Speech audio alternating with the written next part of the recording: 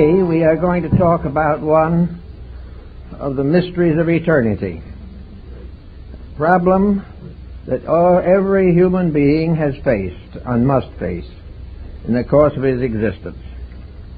And it is interesting to realize that there are a number of remarkable interpretations of this phenomenon, which we call death.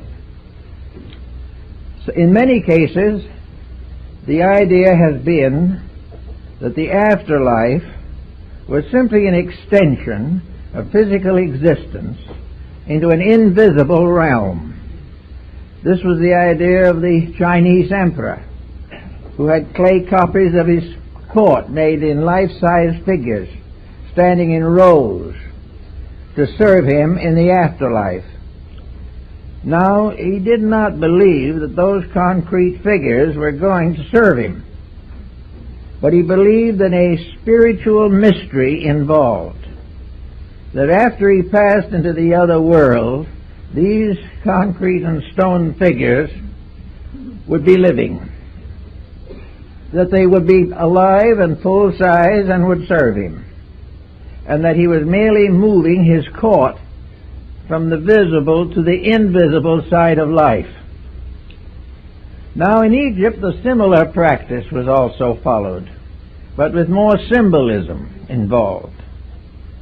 The afterlife of the Egyptian, the Elysian fields, or the plains of Amentet, were a beautiful facsimile of Egypt. The same grounds with the same beautiful river, the wonderful people, the palaces, the temples, and all the makeup of a tremendous metropolitan Egyptian super city. At that time also, the pharaoh was buried, and other nobles with similar expositions. He was buried with miniature figures of all of his retinue, his court, and all of the valuable things that he needed to continue his life in the tomb. The afterlife of the Egyptian was in an underworld, ruled over by the great deity Osiris.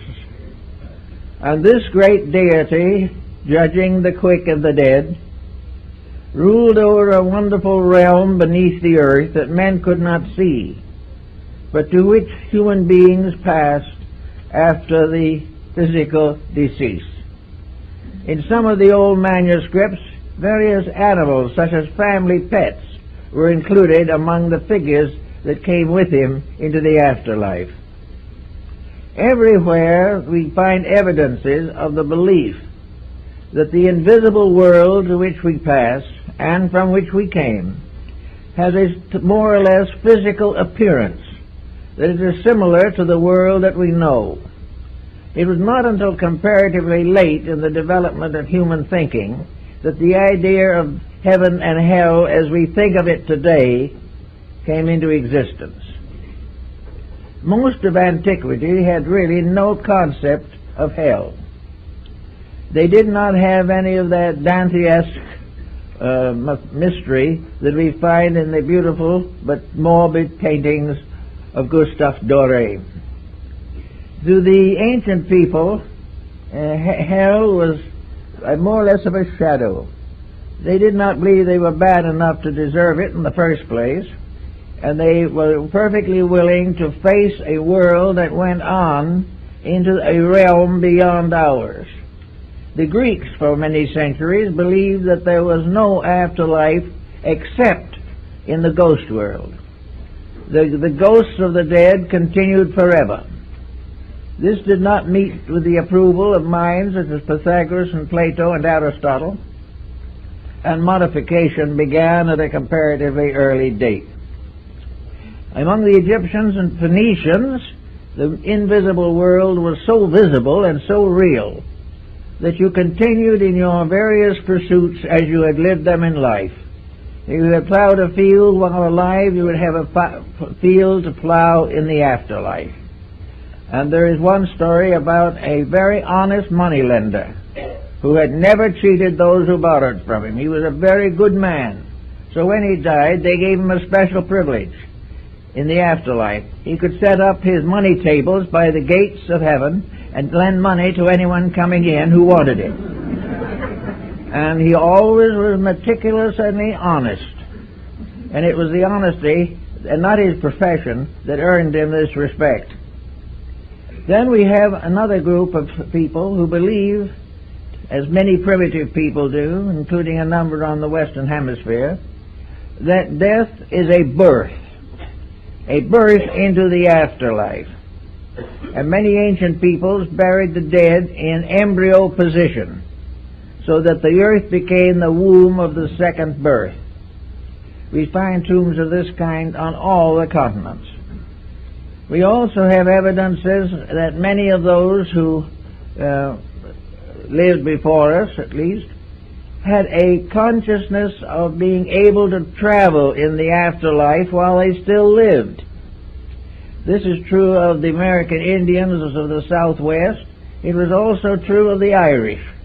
The Irish perfectly believed that certain of their sages and saints could go into the afterlife, and that they would be welcomed there, and they could bring back messages for those who needed guidance or assistance. It was not until comparatively late that the death took on the terrible appearance with which we have associated with. It was not regarded by the ancients as a misfortune. It was regarded as a simple transference of conditions. The individual did not change greatly by the transition, but he functioned in a different dimension of life. And here he had to grow and learn and grow up again and go to school in some way to learn his way around this new realm. Now, psychics in all parts of the world have given us traditions about this. Andrew Jackson Davis, the seer of Poughkeepsie, one of America's most prominent early spiritualists, gave what he called a picture, the Summerland. This Summerland was a beautiful countryside, and it was an invisible pasture field with flowers and trees where individuals lived out a very beautiful life if they had earned such a record. If they had made some mistakes and so forth, they received some punishments, but ultimately were accepted into the world of eternal light, eternal summer, eternal happiness. So this was one psychic belief, and he wrote the book, The Stellar Key to the Summerland. Another psychic of great fame was Baron Emanuel Swedenborg, who was one of the greatest scientists of the Scandinavian countries. He was also in his later years a psychic and had many beliefs concerning the conditions of the afterlife. He left very detailed accounts of conditions beyond the grave, which very well resembled conditions in a well-run Swedish state. And among other things, in Swedenborg's viewpoints, any young ladies who happened to arrive in this afterworld were chaperoned to make sure that everything retained its proper proprieties. Now, we have constantly had psychics who have something to say about this type of thing, but have been strangely uncertain themselves. We very seldom have a psychic exposition in which the emphasis is how things are over there. We hear about famous people coming back to converse with the living, but it does not seem that any answers that they give clear the problem of life after death. The answers accept the problem, but they do not clear the path or the way or the circumstances involved in the transition. This seems to have been generally neglected throughout almost all psychic experiences. Jacob Boehme, the German mystic, had visions of the afterlife. His visions of this were very much based upon the visions of Dionysius Areopagus, the early Christian father. These dreams and visions represented a luminous universe with hierarchies representing the planets and the zodiacs. This luminous world was a world of light, of color, vibration, and was a very pleasant place. But what you do when you get there, Bamey didn't tell us. All he expressed was the fact that it was a vision of things to be, such as the visions of the Gnostics and the Albigensians and the Manichaeans and many others. Each religion of the world has its own concept of paradise, where it is and what it is. There seems to be very little, however, detailed study of the subject. Now, let's go back to our own problem here. Supposing we assume for a moment at least that this world that we live in now can be considered as a basic example of something, an example that it is hard to deny, an example which might tell us a lot if we consider it carefully. We know that life here begins with pain, begins with trouble, that most existence that we have here passes through stages of troubles and infirmities, that it only lasts for a certain length of time, and then in one way or another we depart. But there are a lot of things to think about in this. Why is this world, which was given to us according to Scripture as a garden, why did it get to be so troubled? Why is this planet, that presumably was invented, devised, or created for the purpose of allowing or enabling human souls to grow, why has it been in trouble since the very beginning? Why has this growth consisted principally of war and crime? Why does everyone who comes into this world apparently come into a sphere of sickness, disease, sorrow, and death? Is this part of a plan, or is this something that shouldn't be but got to be from other causes? Let us assume for a moment that the person living in this world is living in a highly conditioned condition, which he has probably, in one way or another, caused for himself. In other words, it was not intended that birth should be a problem of great pain, that the growing up and living through the various intensities of life would be an endless cause of suffering and mental anguish, or that sickness would dominate the careers of many, and that very often both birth and death were painful experiences. Is this due to the fact that such was nature's intent? Or is it due to the fact that humanity, in one way or another, has tried to take over nature, has tried to rule nature rather than obey it, has tried to create its own laws, and has set up a human autocracy in the midst of a divine one? It seems as though there is much to indicate that the troubles that we have are mostly not the result of the way nature put things together, but the way that we have readjusted and dodged them from one condition to another. We have juggled these factors, and we have mixed them up so badly that we have ended up with crime and war. Suppose, for example, the human being had not made these mistakes.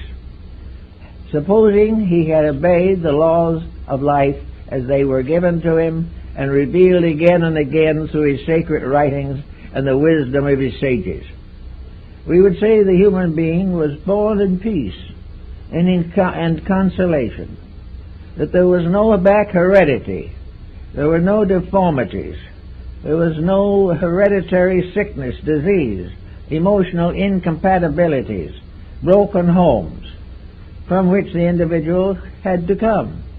Suppose that was eliminated. The result would be a very different type of person. A person not necessarily wise, but a person endowed with the natural gift of the world in which he lives. He would be endowed with the simple fact that he could exist happily and comfortably, and for the most part in good health. Now, most of our problems probably arise basically from bad health. We become toxic or disturbed emotionally. We gain all kinds of problems which we assemble and struggle with, And we find that this span of 60, 70, 80, 90 years through which we passed is largely a confusion caused by ourselves. And two aspects of that confusion that come into focus with us at the moment are, due to this confusion, birth is painful. And due to this same condition, death is painful. Now, it's not necessarily true that that was what was intended, but that is what we have done about it. We have taken natural laws and so misused them, distorted them, and ignored them, that we have brought down upon ourselves a mass of troubles which were not necessary and which were not intended by nature. Nature did not intend man to come into a world of miseries, suffer, and depart in pain. These conditions are due to human action and thought. We are now fighting in our communities a whole series of such problems. We are fighting narcotics addiction, alcoholism, tobacco addiction. We are fighting all kinds of laws and rules relating to wealth, power, and ambition.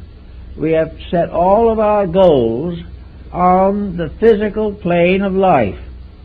We have taken this world, which might have been a very happy playground, and turned it into an infirmary and a vast graveyard.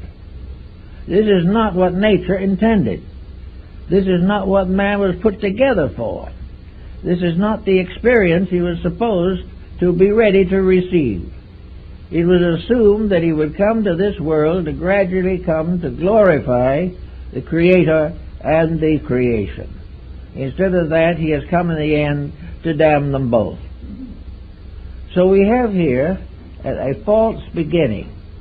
And with a false beginning, we also have to go back a ways, because this false beginning is of the sins of the fathers unto the fifth and sixth generation.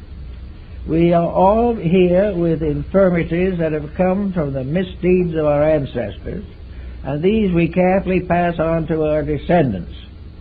The result is that health is almost imaginary, but we are beginning to realize more of its importance. And in the last 50 years, we have done more thinking about health, probably, than any time in history. We may almost say that primitive mankind didn't think about it because it didn't do anything to hurt itself, primarily. It lived a very simple life. It had to defend itself against the terrors of the night and things of this nature, but for the most part, it lived a very simple existence. As we came to be more and more complicated, we became sicker and sicker. We gradually also then developed institutions to correct these sicknesses that we had created. But because we created them within ourselves and not in the body, the physician is not always successful. We are not able to cure the sins of the spirits with pills and shots. The entire part of the individual that is important to us at the moment is that which we can't see. It is the invisible over-self that really runs the physical body. This over-self, however, is so neglected by most people that the body is without adequate leadership. It is as though a very nice government were set up with a proper representative, and in the course of time a bunch of gangsters took it over. And these gangsters are our selfishness and our deceits and our stupidity and our rejection of common sense. All these together have ruined what might have been a pretty good place to live. Now we're gradually beginning to be a little more aware of this. It is dawning upon us that it's possible that all these misfortunes are not necessary, that they were not in the original archetype, but have been the result of vicious misinterpretation or distortion of the common facts of good nature and common sense. So we say to ourselves, suppose we clean this up. We might then have a world in which the human being would be decently born, with comparatively little pain to the parent, a world in which they would grow up gradually, and education would be suitable and adequate to their needs, and not to try to adjust them to a hopeless situation. We are educated more or less to try and lengthen our survival in a situation that never should have existed in the first place. And true education, a true realization of our real purpose and our real potential, hasn't a chance. It wouldn't even be mentioned because it would interfere with some monopoly that is flourishing, for the moment at least. So we have no way of, at the moment, correcting some of these problems. But they are correctable. They should never have existed. And they represent a very vicious misuse of an inheritance which came from the highest possible source, truth. So we go along through the years and we get sick. And we get tired. And we get tempted. And one by one we fall under some form of disease or displeasure which begins to corrupt our natures. And so the body, which probably has a potential strength of at least close to a century, may give out any pair along the line, because simply it does not have the strength with which it was intended to be endowed. Now, this doesn't mean that every person in trouble has lived a riotous life, but behind every person may be several generations of the lawless. And many a proud family now, which is also in trouble, it has among its ancestors 2 or 3 that were hung from the yardarm, that were actually pirates of the worst. So we bring with us a body which is more or less not a blessed gift in the beginning, the way it is now, though the best can be done under the circumstances. But this body comes in with a great many deficiencies that are due to the ancestral pattern and the whole line of the descent of humanity. The human generation regeneration problem has been going on for ages, and we are now well along in a platform of misunderstandings and ignorance. So we come here with what we have, and being not too well, we begin to look over the situation to see if we can find something to do about it. So we get a little help from some new kinds of people that come up who are beginning to teach the importance of nature in remedying the defects of human beings. We begin to think of exercise and diet and living a little cleaner life and refraining from some of the noxious and toxic situations that are now gaining fame and distinction. But the moment we try to improve, we hit upon some pattern where someone is making a good profit by our not improving, and then we have difficulties again.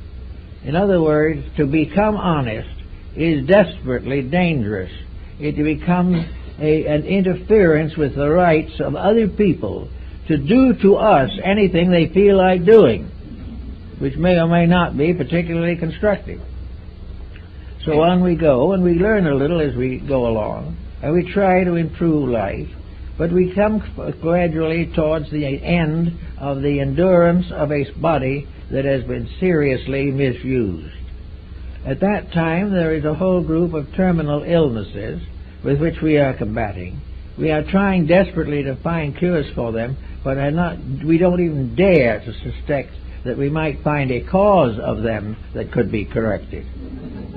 So in the course of time, we come at the end, and we come to the time where there must be a division between the physical body and the metaphysical elements of the personality. We believe in idealistic philosophy and in the higher realms of thinking that the physical body is a kind of carriage, a wagon, in which something rides. That the actual being in the body is not identical with it. If you believe them to be identical, you are a materialist. If you do not believe that they are identical, you are an idealist. And 90% of humanity has been idealistic since the dawn of time. Very few peoples have ever come to maturity who believed that the individual died at the grave. Nearly everyone has had some philosophy of survival. And without this philosophy of survival, there seems to be no incentives to rise above the misfortunes of the present state. In other words, if you're miserable here, but you do the best you can, perhaps somewhere else you're going to get a better chance. Many nations have also gradually developed the concept of reincarnation as an answer to the infinite problem pattern of growth. It is perfectly obvious that the average person in one body as we see them now in incarnation cannot be perfect.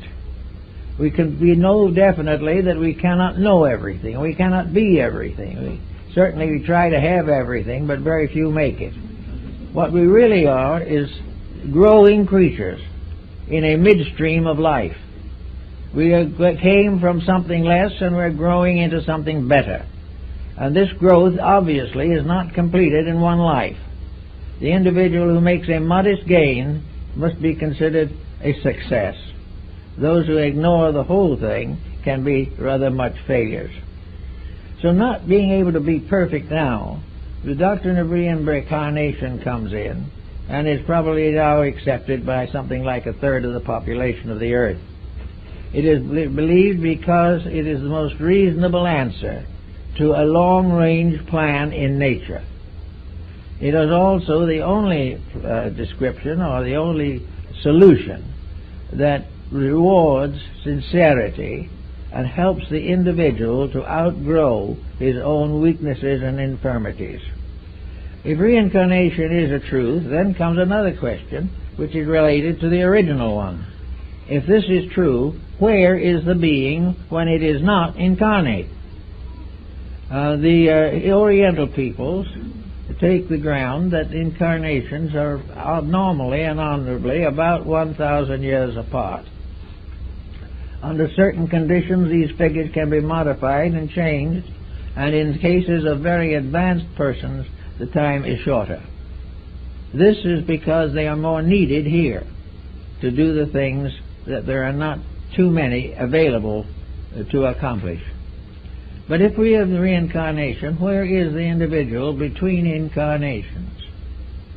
There have been discussions of these, and someone says they may be in Devakan or someplace in the heavenly world, or according to Ptolemy, up somewhere in the zodiac. But these are very faint and uncertain indications. There does not seem to be any real map of the life cycle other than a diagram and words. The experiences involved seem to be very hard to trace, and most even students of the subject have not been successful in creating a vivid or living image of the situation. So we have to wonder a little bit about what is the other side of this coin.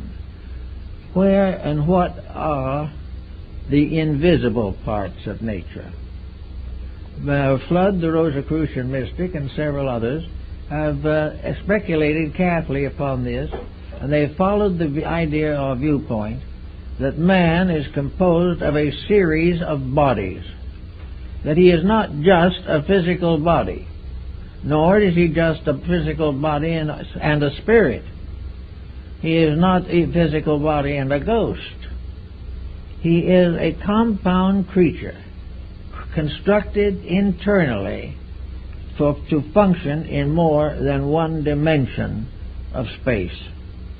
We have one dimension here which we function with.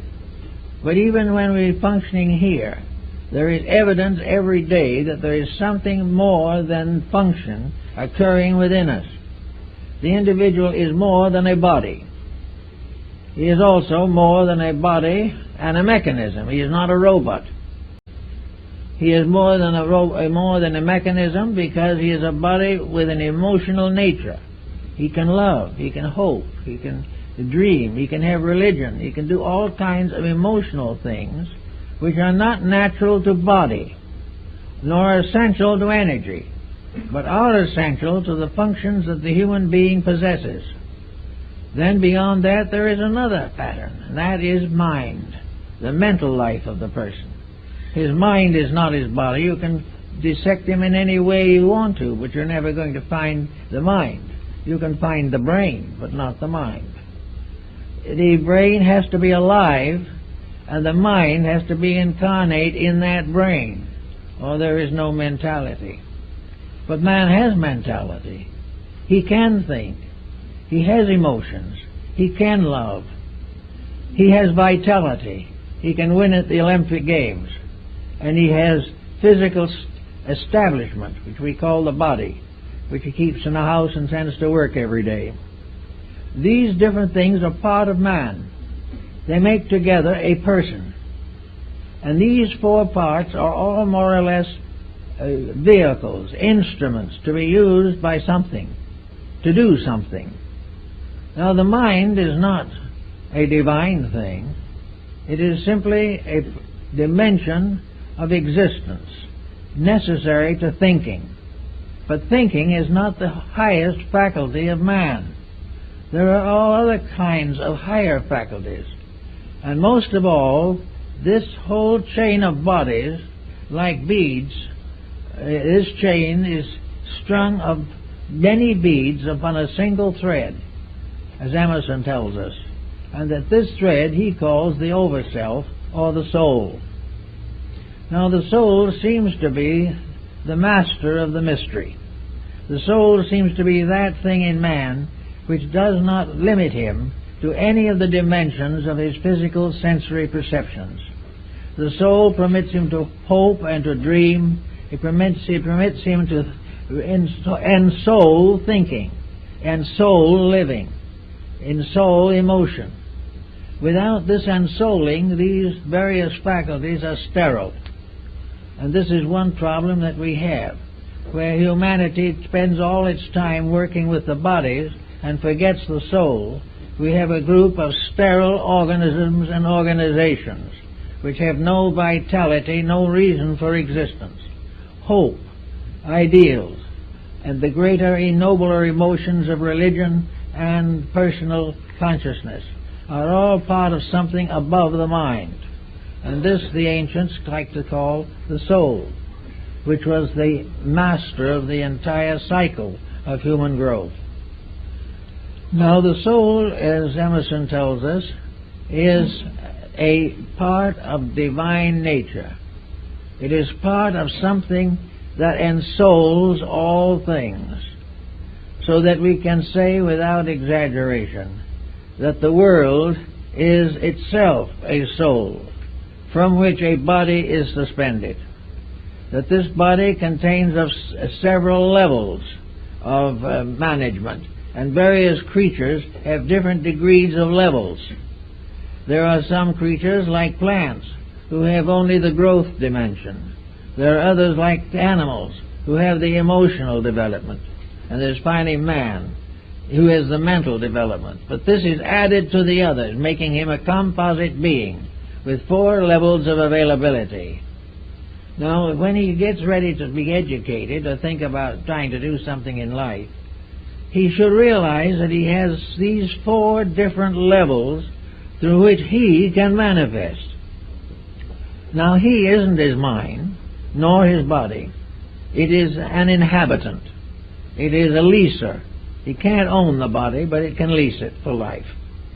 It cannot possess anything, but it can use whatever it wills to accumulate honorably. Thus we have the individual who at a certain time in this pattern is going to depart from this world. Now he's going to depart in a series of stages or steps. And this is shown in some of the mystical alchemical diagrams. The death cycle, therefore, begins with the discarding of the physical body. This physical body departs from all of the extremities of the body and finally centers in the heart. From the heart it carries upward along the pneumogastric nerve until it reaches the crown of the head. And at the crown of the head it departs. And it takes with it for a time a magnetic connection between the super self or the real self and the body, a cord which ties them together. This is an umbilical cord for the afterlife. Just as it was necessary to have it for the child before birth, so afterwards this cord connects the entity with the body, so that if shock or something of a special nature, suspended animation, should occur, death would not follow unless the cord breaks.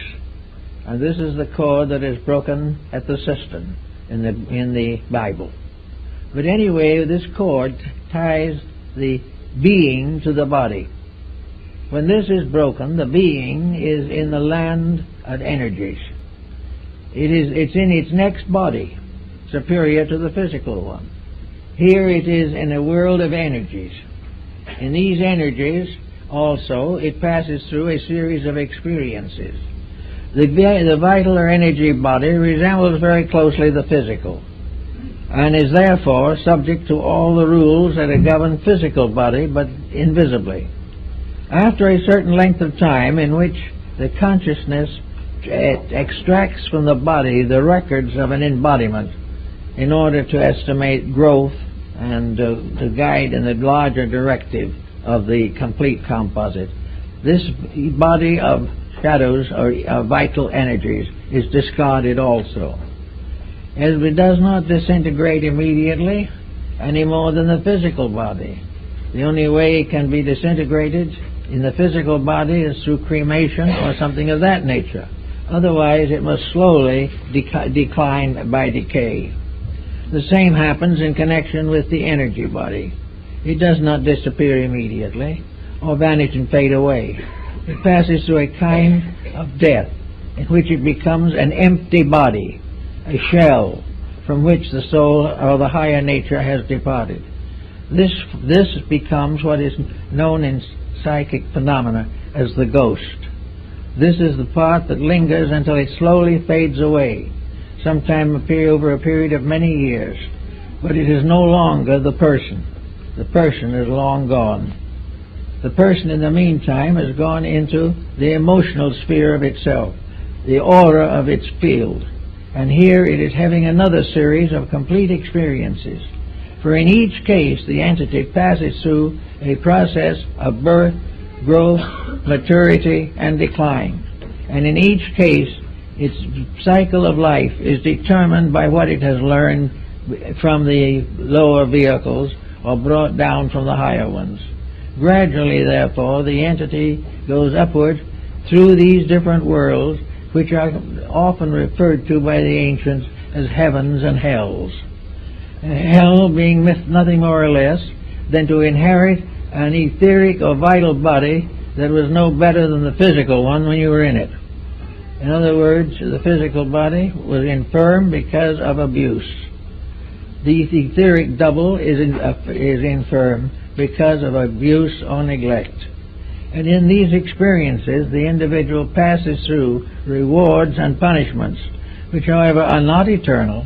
They are not in the form of great damnations, but like the experiences of material life, are the results of things done and things undone, through which the entity has to gradually grow, extract the essence, and build this into what is called the soul. So all the experiences of an embodiment are precious, they are preserved, they are protected, and they continue.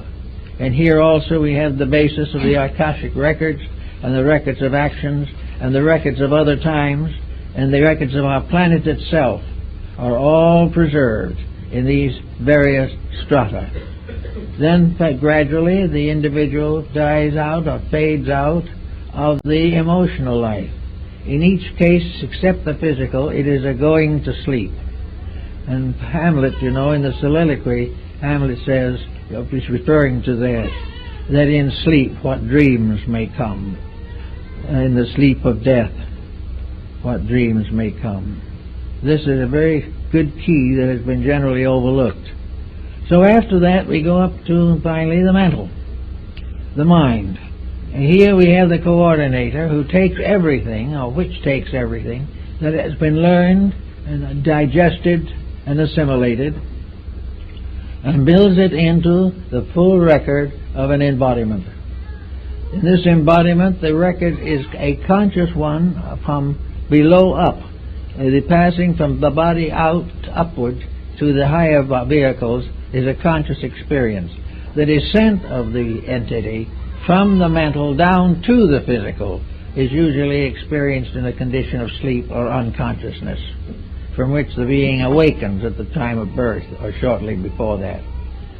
Now we know that the birth physically has been preceded by a whole series of previous experiences which do not record as far as the physical world is concerned.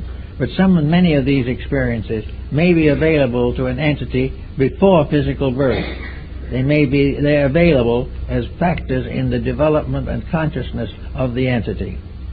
So we have, instead of heaven and hell, we have a life cycle. A cycle that goes on to one grade after another until finally it fulfills itself. In other words, a life. We say a lifetime. A lifetime is really a word applicable to the whole cycle. A lifetime is the length of time it takes to pass from the state of unembodiment down through embodiment and back again to unembodiment. This is one lifetime. And this is the period of time in which the alchemy of the transmutation of experience is consistently and continuously going on. And it is this that makes our entire pattern of life real and valuable. Now we also know that there are other factors that come in. We know that in physical life we dream. And we know that dreams sometimes are very strange things. Dreams sometimes become complete lifetimes. And in many cases you dream of things that could not possibly occur physically. In one quiet night we can dream of a terrible storm in the ocean, or a fire that is consuming a whole mountain. We have all kinds of personal experiences of fear and fate and death and life, all in dreams. And these dreams represent a certain amount of karmic dissension within the nature of the person. These dreams are all symbolical of something. They are symbolical of lessons to be learned, things to be understood, things to be worked with, rather than merely something to awaken from and hope and glad that it's over. So all these factors are involved in the problem of the other worlds, or the possible understanding of the true life cycle. It begins, however, as a lesson right here. We cannot expect everyone to study this whole pattern and put it together from the dozens and hundreds of records of antiquity, in which practically every step of this has been explored by sages and psychics and mystics long before this world as we know it came into being even. But we can hope that some understanding of it will help us. Now let's get practical for a moment. This all sounds very theoretical, I know, but let's see what it is to be practical. Here we are on a fairly comfortable planet, fairly nice environment, surrounded by mystery. Now, according to theology, when we die, we will either go to heaven or we will go to hell. Well, on that basis, our problems are rather complicated, and our probabilities are not awfully good. We are very apt to find that we don't really deserve salvation. We haven't done anything to deserve it while we were here. The other situation lies in the fact that if we haven't done something right, that we will go to perdition forever and ever and ever, which is also a very uncomfortable thought. But strangely enough, it has very seldom prevented crime. No matter how much perdition lies ahead, and some of the old artists showed souls roasting in furnaces for 100 million years. That particular cult from going out and picking someone's pocket, or killing someone he didn't like. All of these terrible things that were going to happen have never prevented crime. They have never really slowed it down much.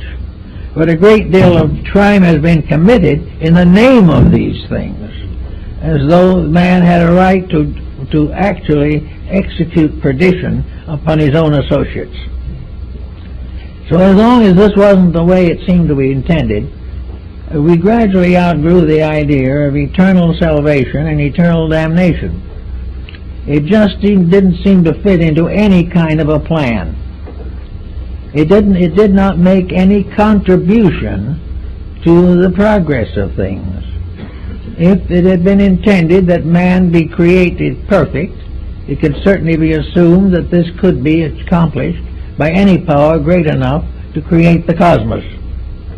If we were to be perfected, there would be certainly built-in factors by which we could receive the inevitable impulses which a deity could bestow. Rather, we were sort of shipwrecked on an island and left to do the best we could. But the reason for that was also obvious. If we did achieve, we achieved ourselves and not by dependence on something else. Growth was a personal experience of unfoldment. And if somebody tries to grow for us, they grow, but we do not. So the whole problem of the beginnings and endings of these things could not be solved by the mere theological concept of eternal punishment or eternal reward. This being left out of the pattern, we come to the point made by Socrates in connection with wisdom. When he finally took the hemlock for refusing to pay a small fine, which his own disciples offered to pay for him, but this fine he considered unjust, and he would rather die than be a victim of catering to injustice. So, before he died, he said to his disciples, "I'm going out now, and I'm going on a journey, and it's fine. I'm perfectly happy about it. I've found two things are going to happen to me. Either I'm going to cease forever. There will be no Socrates. There never will be anything. Nothing that I've ever done will be remembered by me. The only things that will remember are those that come after me and read or study. I cease. On the other hand, there's another alternative. Maybe I do not cease. If I do not cease, then I will become again part of that invisible world which I have sought to explore all my life. I will be a part of that eternal immortality in which I will learn as I have never learned before. I will know the wise and the good, and I will come to the answer of all the questions that I have ever asked." And Socrates then took the poison and died peacefully, convinced of the fact that he was going forth to the answering of questions and not going forth to an annihilation. He was going to continue the path of growth that goes on and on and on, but each step of it a dramatic adventure, if we accept it in that way. So that brings into focus this problem of just exactly what and how we are going to consider the interludes between this life and the next. Perhaps the truth of the matter is very simple, that it will be a period of sleep, that we will sleep between lives as we have slept between days in this world. But while we are sleeping, the powers that be will be working in us and with us. But the powers will be working without our interference, which will enable them to work. Whereas in our night sleep, our dreams are all influenced by our psychological conditionings. So we'll have a chance for that type of thing, a quietude between lives, a Zen sort of situation, in which we will become so completely relaxed that we can see truth for the first time. Truth can only come in a state of peace. It can only come as a condition of reward or fulfillment. No one can demand truth, no one can sell it, no one can buy it. But we can all earn it, and we earn it by gradually eliminating the interferences. We take out of our lives the things that are not so. We take out of our lives the patterns and situations which have no meaning. We also take out the irritations, the fears, the doubts, the exaltations and the humiliations, and allow a complete quietude to rest upon the spirit. Now the word soul is something that also comes into this pattern. And the word soul was used in antiquity largely to represent a combination of enrichment of the spiritual strength of life with the rewards of incarnation. The soul is the wedding garment of St. Paul on the book of Apocalypse. It is the vesture of experience. It is all that we learn, becoming the great ornamentation of ourselves. It is the gradual acceptance and within our own consciousness of the quite one-piece garment without seam. The soul is the result of the cycle of incarnations. Embodiments build soul, for soul is the truth behind each thing that happens to us. And as that thing that happens to us comes to be recorded in our eternal records, it becomes a dimension of soul power, soul strength, soul insight, and in that way is very important to us.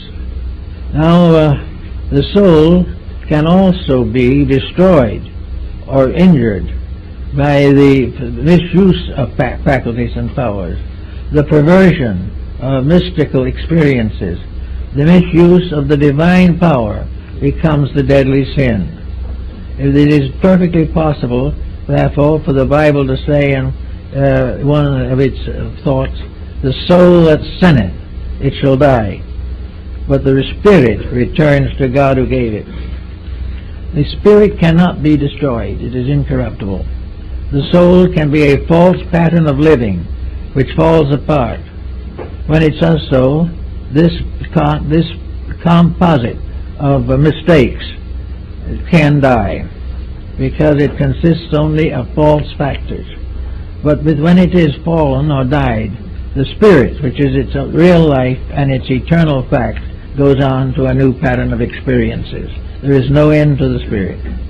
For the soul is the golden wedding garment in which we are supposed to attend the marriage of the Lamb. All these things are told philosophically and mystically in the book of Apocalypse, or the Revelation of John. Now, when we get to this point in our problem, then, we come now back to the day, right now, when we have to keep on living. The concept is very simple, that these bodies that we have been seen by psychics, mystics, and clairvoyants, and have been referred to as auras, or magnetic fields. Now, each of these magnetic fields has a color, and each of these fields is by nature and substance of a beautiful color. But wherever the distortion and perversions arise, the colors change. And out of this also has emerged a method of treating the sickness by spectrochrome therapy, by the use of color. But color, clear, is a soul-building power, and in a sense is a dimension of the soul structure. But soul corrupted is a dismal thing, of paint or unpleasant color, obviously evil or distorted in one way or another. A corrupted habit of one kind or another. Supposing we have anger, we will say that anger arises on basis from a martial energy. It, in the ancient, was a combination of astrology and esoteric therapy. Mars was the symbol of energy. Now, if this energy is used constructively, you have a bright, clear red.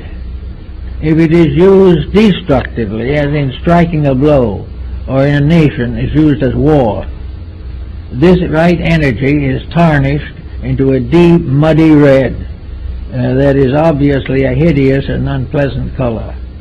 Now, this color is with the person who has had a temper fit, or who has had a grudge, or has done something wrong.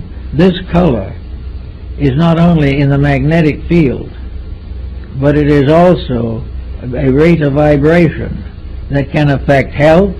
It can influence the mind, unfortunately. It can devitalize the tissues. It can shorten the life.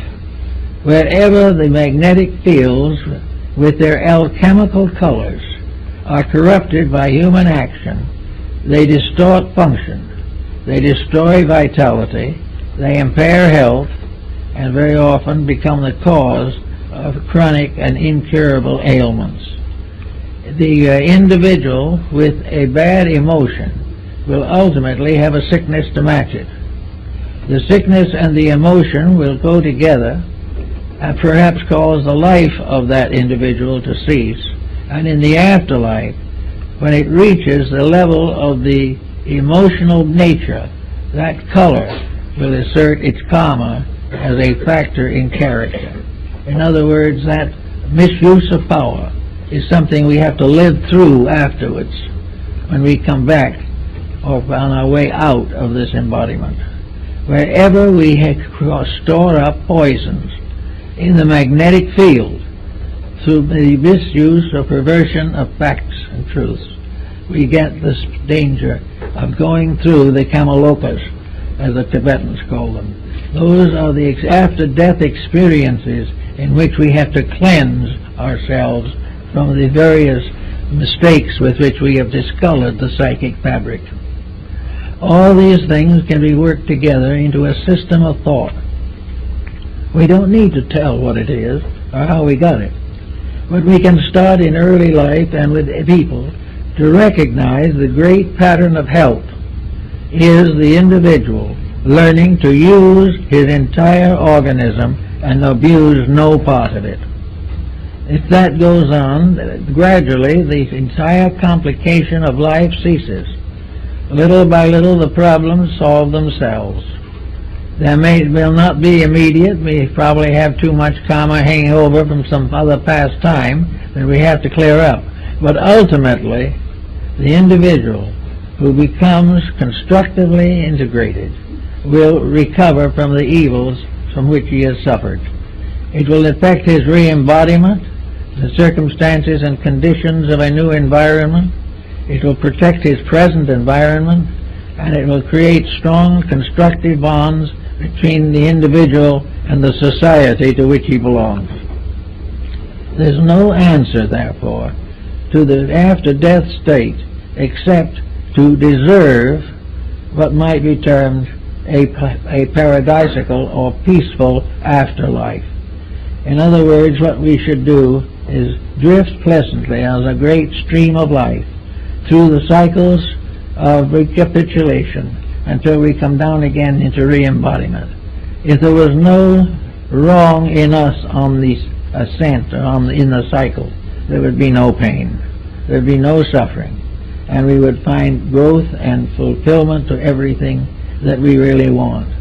So while we probably can't change all these things all at once, we can start in by kind of picking up little things that we might not want to face later. If we think if we don't face them here, they're gone. But this is optimism. The mistakes we don't face here, we will have to face there. We have to face ourselves. We have to support that which is right, and we have to cast off that which is wrong. And this is true also of the dope peddler and the dope taker, the alcoholic, the immoral individual. Everything that is basically wrong, we will have to face. And the ancients, realizing that we have to face these things, caricatured them into monsters, demons, evil spirits, and filled an invisible world with malignant ghosts. But these ghosts are only unfinished business. They're things that shouldn't have been in the first place, but were, and having become, have to be eliminated by the experiences of consciousness. The individual has to correct his own mistakes, either here or hereafter. And this constitutes the cycle of a lifetime, of which only one small part is lived in the visible world. But it is in the visible world that independent action takes place. In the invisible world, there is no new experience added. The experience of this cycle, which is the cycle of humanity, which has its physical foundation in the visible earth, the experiences of growth are here. That which is out there is the soul growth, is the incorporation of the right into eternal value and the gradual correction of that which is not right. But all new opportunity for growth is conferred here. And from here, the consequences go on. So it is the way we accept growth that determines whether we are building karma.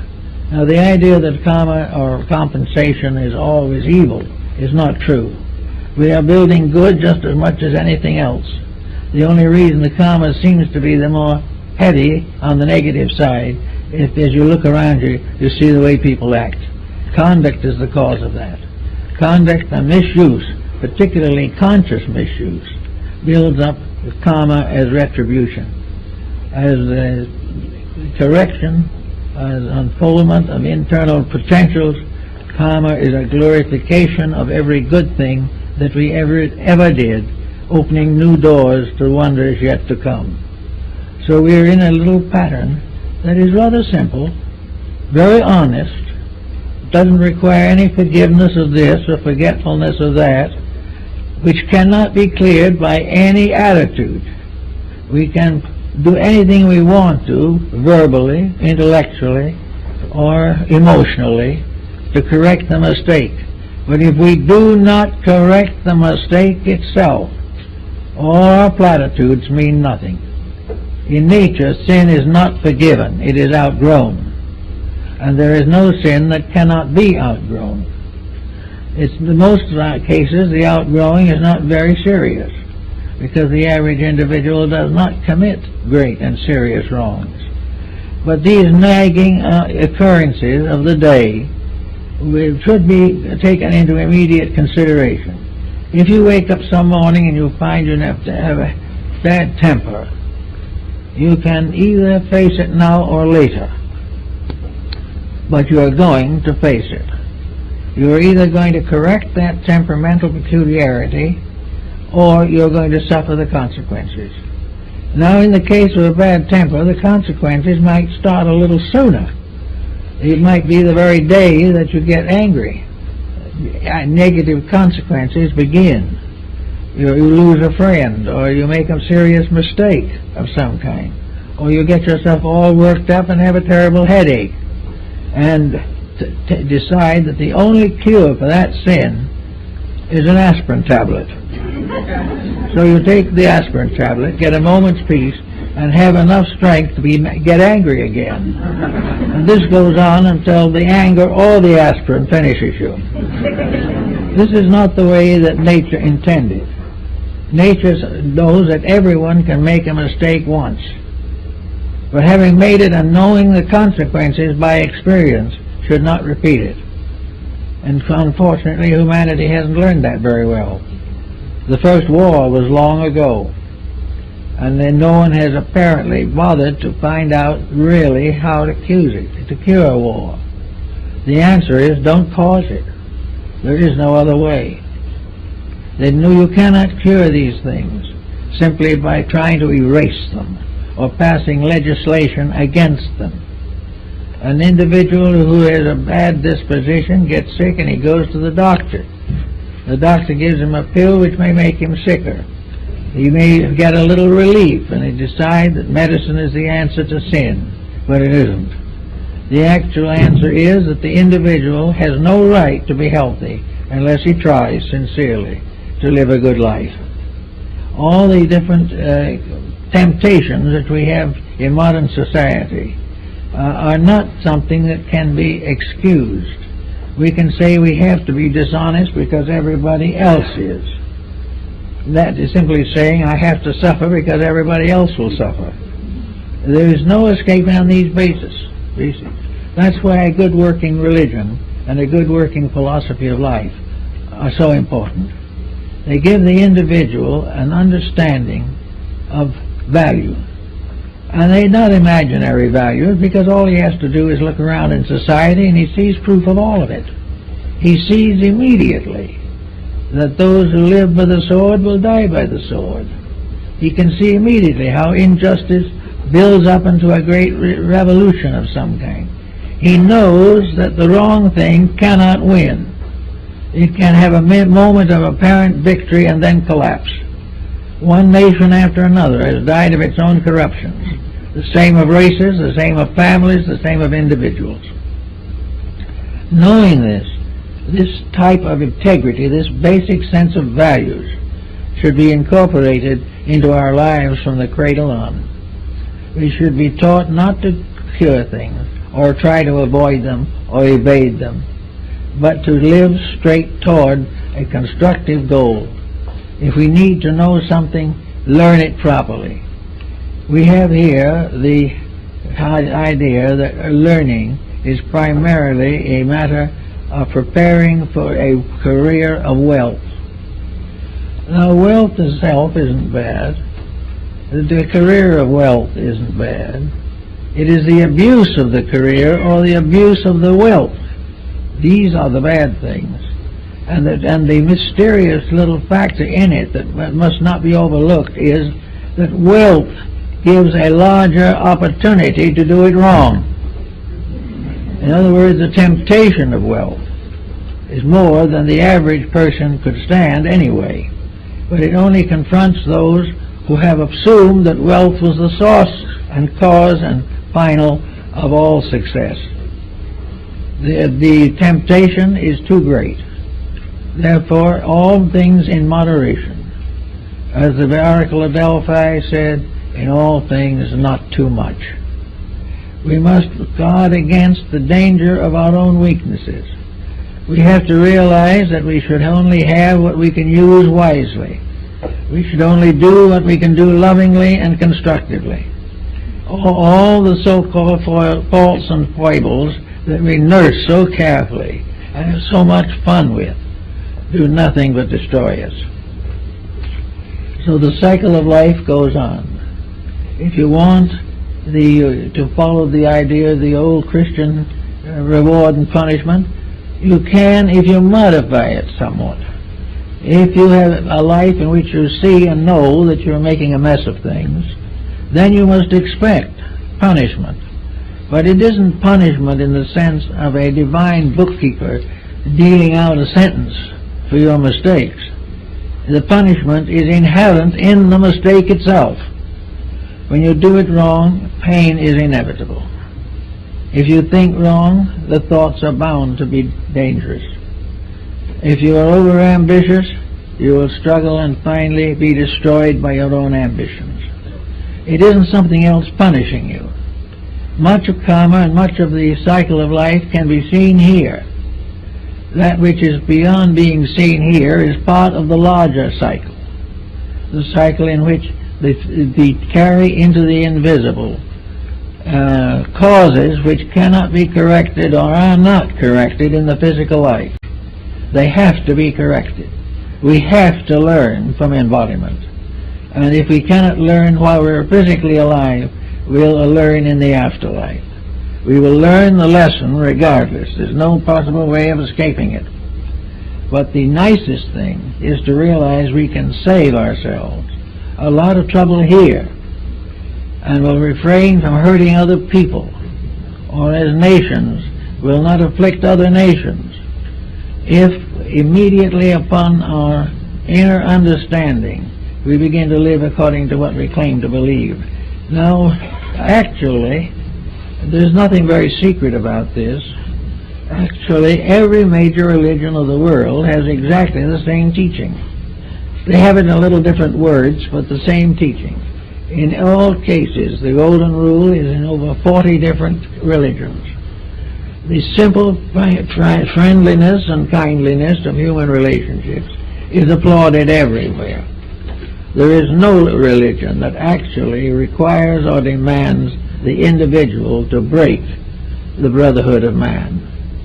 The religion does not do so. Some of its interpreters, for personal advantage, try to make it fit into their ambitions, but it doesn't. Actually, the average person belonging to any one of the religions of the world, including the primitive, will find the same general rule applying. Do right and be right. Do wrong and be wrong. Do that which is good and grow. Do that which is bad and penalize yourself. The proof of all faith is in the practice thereof. And in our day, the interval between the faith and the practice is too great. It's more great than it ever was before because the temptations are greater. And we try to conceal the values by overlooking them or denying them. But the average person who is out making trouble for himself and others is someday going to face the tribunal. This tribunal is not a group of long-bearded judges. This tribunal is that the individual has to ultimately face himself. And the longer he waits to do it, the more unpleasant that meeting is going to be. But we all have to come finally face to face with ourselves and realize that in ourselves we are the source of most of the sorrow that we suffer from. So this other way of the world, it may be in dream and in vision. They may saw a beautiful world of light and color. Even in passing out, he says last words were, "It is so beautiful." And in many cases, though, there are visions. And in some cases, someone like Andrew Jackson Davis could have a vision of an afterlife that is a beautiful valley with little farms and cottages and happy people. Those are symbols that arise in our own consciousness. But an afterlife that causes us fear, an afterlife that threatens us with damnation, is nothing. The threat is nothing. The individual breaks the rules just as he broke them before. You cannot frighten him into a state of grace very long. Occasionally you can prevent a single incident, but for the most part, in his daily life, the individual will break any law of nature which bothers him, which forces him to change his ways. He will keep his ways and the laws will be broken. But sometime in the Never Never Land, he's going to have to face these laws. The universe is an immutable instrument, created by an eternal reality. It is eternal in its scope and in its purpose. We must all go on and face the pattern of life for which our created universe was formed. We all have the same journey. We all have the same demands. We all have the same requirements in ourselves. We all have to be right. There can never be peace in our hearts, tranquility in our homes, or peace in the world until we are right. Until we are right, we will be nagged by our own infirmities. We can see this now politically, scientifically, economically. We have not yet, however, seen it in ourselves and realize that we are also an economic and a political entity. We have the same temptations that everything else has. If they are tempted and fall, we are tempted and fall. But it is possible, because of the individuality which has been bestowed upon us, that man, of all creatures that is visible or that are visible to us, is capable of creating his own destiny. He is capable of being right. The animal cannot be wrong, and therefore belongs to an entirely different type of life. But the human being has the right to be right, has the eternal power to do that which he should do, to keep the rules and to assist to build a civilization based upon these rules. He has a right to build a magnificent world and cooperate with the divine power in the advancement of all living things. He has the right to work for principles, and if he is properly rewarded, he is a true and faithful workman who is well worthy of his wages. But he does not have the right to accumulate simply for the sake of accumulating or of exploiting somebody else. He has no right to accumulate what he cannot take with him. But while he is accumulating things that he wishes he could take with him, he loses them. And the power to accumulate, which was wrong, is the thing that goes on. It is not what he has, but the motives that made him get it, that he must face in the ages to come. So it is much better for him to get ready for this at a reasonably early time, and to see all these things through the light of inner understanding. There is nothing to fear in life except the tendency we have to compromise. If we can recover from that, we will have a much better world than we have now, and we'll be able to look forward to a better one. And any little mistake that we can erase at this moment will not come up in the final examination. And it's much better for us to catch it now and have that little pleasant feeling that we have grown, that we have done something worthwhile. And by having this feeling, have the proper reward and respect for life. If we believe in God, we must believe that the divine power is worthy of our respect. We must also realize that it is worthy of our obedience. And as we look around us, we can see pretty clearly what disobeys and what obeys. If we cling to that which obeys and refrain from that which disobeys, it won't be long before this old world will look a lot better. And we will find that it is perfectly possible for our planet to go on for a long time and build up a population of 50 billion, and everybody will be happy and everybody will eat regularly. It is selfishness, corruption, on the belief that if we do these things badly, when we die, we do not exist. In order to be a truly successful rascal, you also have to be an atheist. You must have no belief, because if you have any belief worthwhile, you will not pervert it. You will live it. And by living it, will accomplish the good things that we are all seeking: happiness, peace, contentment, strong families, happy children, busy adults, and no one wandering around the face of the earth trying to kill time for no good reason. There's always something good to do, something that needs doing, and by doing it we build into the soul of the future. We are building the magnificent vestment of the soul, and we build it best, and we build it most beautifully and graciously through kindly living, loving friendship, and peaceful and honest relationships with each other. That's it.